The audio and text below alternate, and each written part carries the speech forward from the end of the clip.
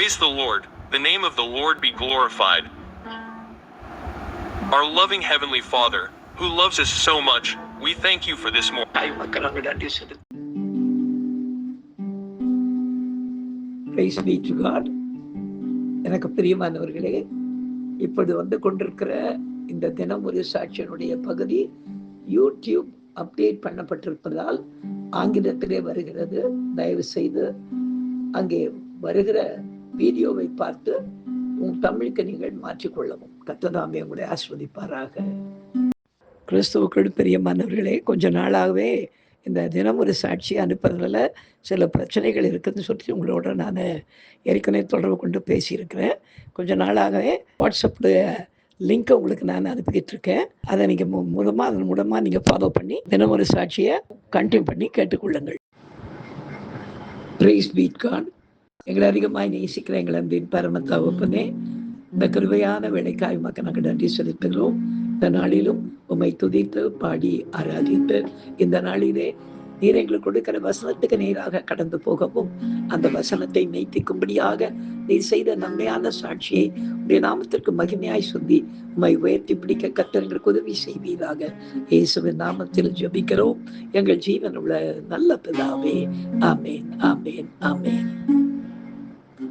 தனிமையாய் அழுகின்றாயோ, அழைத்தவர் நான் அல்ல.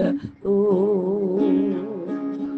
கலங்கிடாதே மகனே, உன்னை தோளில் சுமப்பேன் என் மகனே.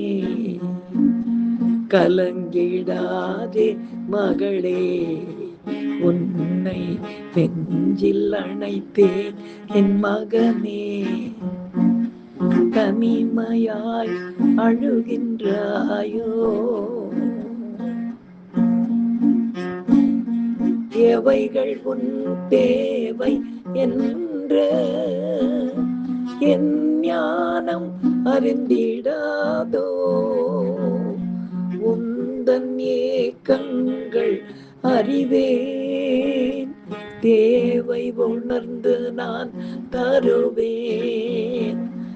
உந்தன் ஏக்கங்கள் அறிவேன், தேவை உணர்ந்து நான் தருவேன். தேவை இல்லாததை உன் நின்று அகற்றும் போது, தேவை இல்லாததை உன் நின்று அகற்றும் போது, கலங்கிடாதே மகனே, உன்னை நெஞ்சில் அணைப்பேன் என் மகளே. தனிமையாய் அழுகின்றாயோ.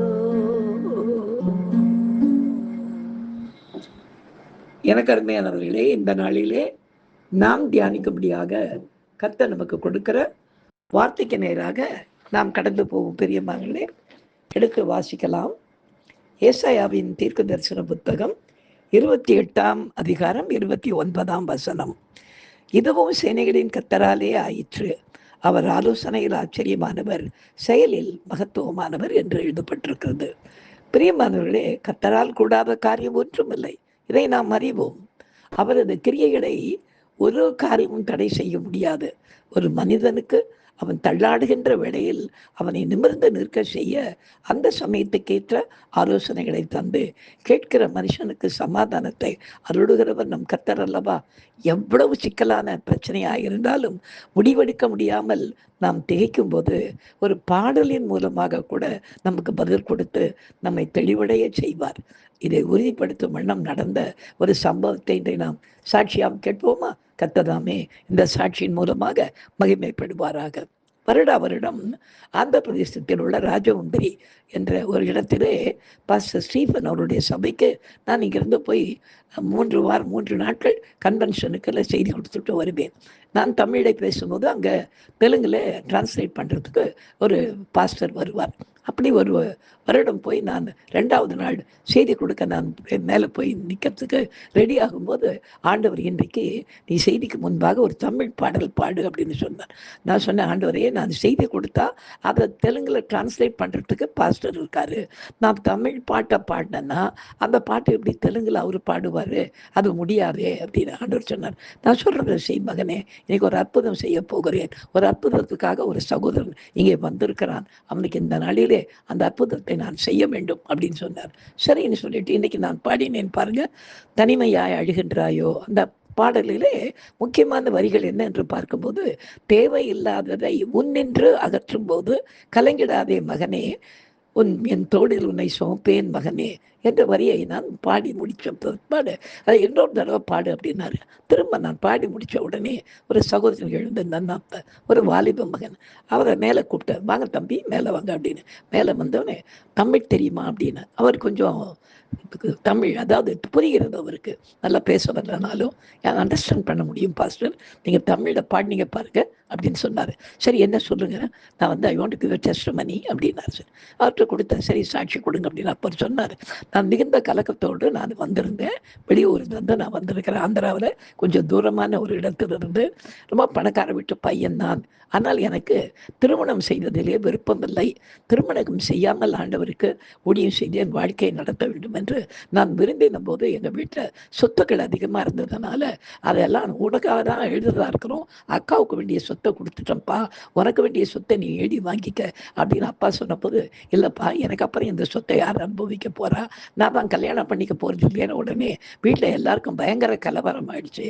அப்போ நான் சொன்னேன், இல்லை இங்கே பக்கத்தில் ராஜமுந்திரியில் நமக்கு தெரிஞ்ச சபையில் ஒரு கன்வென்ஷன் நடக்குது, என்னை காலையிலேருந்து ஆண்டவர் அந்த கன்வென்ஷனுக்கு போ, உன்னுடைய கலக்கத்தை எல்லாம் நான் மாற்றுவேன், உன்னோடு நான் பேசுவேன்னு சொன்னார். அப்போ நான் வந்து பார்த்தா இங்கே தமிழ செய்தி போயிட்டு இருக்குது. அப்போ நான் நினச்சேன், ஆண்டவர் எனக்கு எப்படியாவது என்னோட இங்கே பேசணும்னு சொல்லும்போது பாஸ்டர் திடீர்னு செய்தி ஆரம்பிக்கிறதுக்கு முன்னால் ஆண்டவர் என்னை ஒரு தமிழ் பாடல் பாட சொல்லுகிறார் என்று சொல்லி, தனிமையாய் அழுகின்றாயோ என்ற ஒரு பாடலை பாடி, அந்த பாடலின் நடுவிலே உந்தன் தேவை என்னவென்று என் ஞானம் அறிந்திடாதோ, உந்தன் இயக்கங்கள் அறிவேன், தேவை உணர்ந்து நான் தருவேன், தேவையில்லாததை முன்னின்று நான் அகற்றும் போது கலங்கிடாதே மகனே, என் தோளில் உன்னை சுமப்பேன் மகனே என்று பாடினதன் மூலமாக நான் தெளிவாயிட்டேன். எனக்கு திருமணம் இல்லை, அது தேவையில்லாத ஒன்று என்பதை நான் புரிந்து கொண்டேன். இப்போ இந்த கூட்டம் முடிந்த பிற்பாடு நான் ஊருக்கு புறப்பட்டு போய் எங்கள் அப்பாட்ட தெளிவாக சொல்லி, நான் எப்படி சொல்லிட்டு வந்தேன், இன்னைக்கு கூட்டத்தில் என்னோட ஆண்டவர் பேச போகிறாரு சொல்லி தானப்பா கூட்டிகிட்டு போனார். இப்போ தெளிவாக இது உனக்கு தேவையில்லை இந்த திருமணம் அப்படின்னு எனக்கு தெளிவாக ஆண்டவர், அதுவும் ஒரு தெலுங்கு கன்வென்ஷனில் போய் அவர் தமிழ் பாட்டை பாஸ்டரை பாட வச்சு என்னை ஆண்டவர் தெளிவுபடுத்தி அனுப்பினார்னு நான் சொல்லுவேன் என்று தெலுங்கில் சாட்சி கொடுத்துட்டு சந்தோஷமாய் சபை முடிந்த பிற்பாடு புறப்பட்டு ஜெபம் பண்ணி கொண்டு புறப்பட்டு போனார். பிற்பாடு அங்கேருந்து வீட்டிலேருந்து எனக்கு ஃபோன் பண்ணார், எங்கள் வீட்டில் ஒத்துக்கிட்டாங்க பாஸ்டர் அப்படின்னு சொல்லி. கர்த்தருடைய நாமம் ஒன்றே இந்த சாட்சியின் மூலமாய் மகிமைப்படுவதாக. எது வேண்டுமானாலும் அது சேனைகளின் கர்த்தராலே நிச்சயமாய் ஆகும் என்பதை நாம் புரிந்து கொள்ள வேண்டும். அவர் ஆலோசனையில் ஆச்சரியமானவர், செயலில் மகத்துவமானவர். வந்தவர் தெலுங்குக்காரர், ஆனால் கொஞ்சம் தமிழ் தெரிந்தவர். எனக்கு தெலுங்கு தெரியாது. தெலுங்கில் நான் தமிழில் பேசும்போது தெலுங்கில் டிரான்ஸ்லேட் பண்ணிடலாம், ஏன்னா அது உரைநடை.